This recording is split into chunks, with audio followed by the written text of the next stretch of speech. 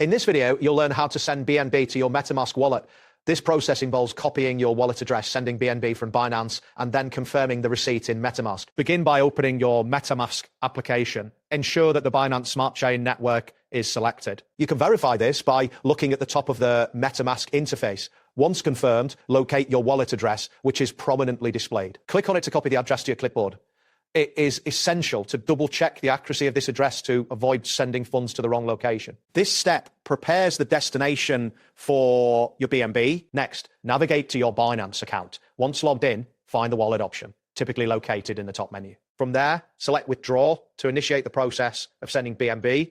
In the Withdrawal section, choose BNB as the asset you wish to transfer. Paste the MetaMask wallet address that you copied earlier into the designated field.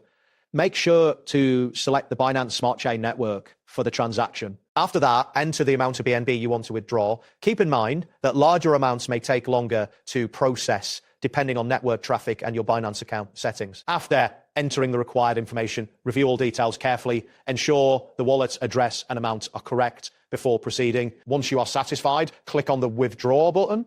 Binance will prompt you to complete a security verification step, which may involve entering a code sent to your email or phone. Completing this security check is crucial for the protection of your funds. Once you've completed the verification, your withdrawal request will be processed. This may take some time, depending on the current network conditions. You can monitor the status of your withdrawal in the withdrawal history section of Binance. After the transaction is confirmed on the blockchain, open your MetaMask wallet to check your balance. You may need to refresh the interface to see the updated amount. It is advisable to save any transaction details for your records. And there you have it.